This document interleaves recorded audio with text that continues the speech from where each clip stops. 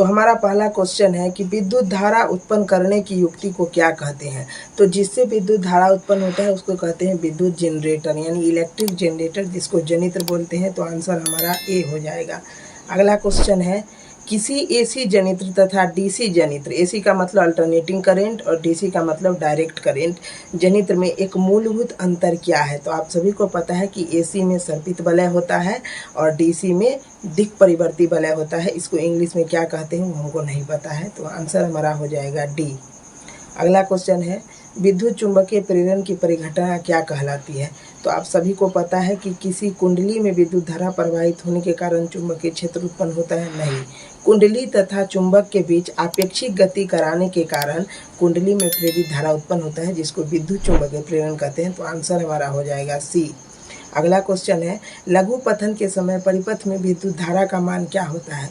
लघु पतन कब होता है, यानी शॉर्ट सर्किट, जब विद्युत धारा का मान बढ़ जाता है। तो आंसर हमारा हो जाएगा सी, बहुत अधिक हो जाता है। अगला क्वेश्चन है विद्युत बल्ब के भीतर क्या होता है। तो उसमें निष्क्रिय गैस भरे होते हैं। तो आंसर हमारा हो जाएगा सी। अगला क्वेश्चन है विद्युत धारा उत्पन्न करती है, क्या उत्पन्न करती है, चुंबकीय क्षेत्र उत्पन्न करती है। तो आंसर हमारा हो जाएगा ए। अगला क्वेश्चन है दी गई वोल्टता के स्रोत से जुड़े किसी चालक प्रति सेकंड ऊष्मा उत्पन्न क्या होती है। तो चालक में जो प्रति सेकंड ऊष्मा उत्पन्न होती है वो विद्युत धारा के वर्ग के समानुपाती होती है और प्रतिरोध के समानुपाती होती है और टेम्परेचर के समानुपाती होती है। इसे जूल का नियम कहते हैं, H = I² RT। तो धारा के वर्ग के समानुपाती। आंसर हमारा हो जाएगा बी। अगला क्वेश्चन है विद्युत चुंबक क्या है। तो जब नरम लोहे के दंड पर लिपटी चालक कुंडली होती है। तो आंसर हमारा हो जाएगा सी। अगला क्वेश्चन है चुंबकीय क्षेत्र के प्रभाव में विद्युत धारा क्या करती है, चालक पर बल उत्पन्न करती है। तो आंसर हमारा हो जाएगा सी। अगला क्वेश्चन है पृथ्वी का विभव क्या होता है। तो सभी को पता है पृथ्वी का जो पोटेंशियल होता है वो शून्य होता है। तो आंसर हमारा हो जाएगा सी। अगला क्वेश्चन है विद्युत फ्यूज तार किनका मिश्रण होता है। तो सभी को पता है कि टीन और लेड का बना होता है, यानी लेड को हिंदी में सीसा कहते हैं। तो आंसर हमारा हो जाएगा ए। अगला क्वेश्चन है विद्युत वाहक बल का मात्रक क्या है। पहले भी करा चुके हैं, इसका मात्रक वोल्ट होता है। तो आंसर होगा सी।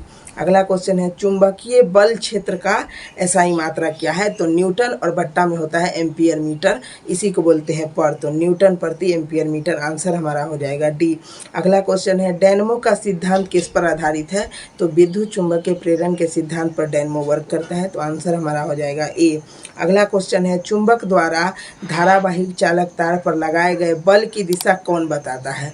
तो चुंबक द्वारा धारावाही चालक पर लगाए गए बल की दिशा फ्लेमिंग के बामहस्त नियम बताते हैं। तो आंसर ए हो जाएगा। अगला क्वेश्चन है विद्युत मोटर को चलाया जा सकता है। तो विद्युत मोटर को प्रत्यावर्ती यानी एसी से भी चलाया जा सकता है और दिष्ट धारा यानी डायरेक्ट करंट से भी चलाया जा सकता है। तो आंसर हो जाएगा सी।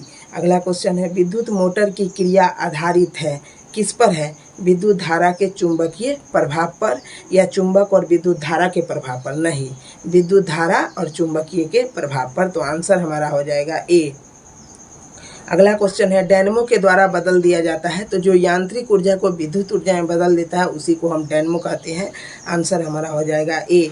और अगला क्वेश्चन है विद्युत धारा के कारण उत्पन्न चुंबकीय क्षेत्र की दिशा ज्ञात की जाती है। तो ये भी फ्लेमिंग के लेफ्ट हैंड रूल से ही आएगा, फ्लेमिंग के बामहस्त नियम। तो आंसर हमारा हो जाएगा बी।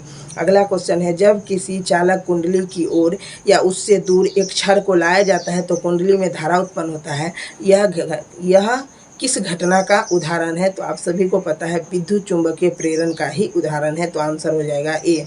अगला क्वेश्चन है विद्युत चुंबकीय प्रेरण उत्पन्न करने के लिए क्या किया जाता है। तो किसी कुंडली और चुंबक में परस्पर एक आपेक्षिक गति या सापेक्षिक गति कराई जाती है। तो आंसर हमारा हो जाएगा बी। अगला क्वेश्चन है किसी कुंडली में प्रेरित विद्युत वाहक बल का मान उसके संबंध चुंबकीय फ्लक्स के परिवर्तन के दर के, चुंबकीय फ्लक्स यानी एन का बात हो रहा है तो बी समानुपाती एन होता है। तो आंसर हो जाएगा ए। अगला क्वेश्चन है घरेलू परिपथ में उदासीन तार का रंग क्या होता है। आप सभी को पता है उदासीन यानी न्यूट्रल, तो न्यूट्रल का हरा होता है।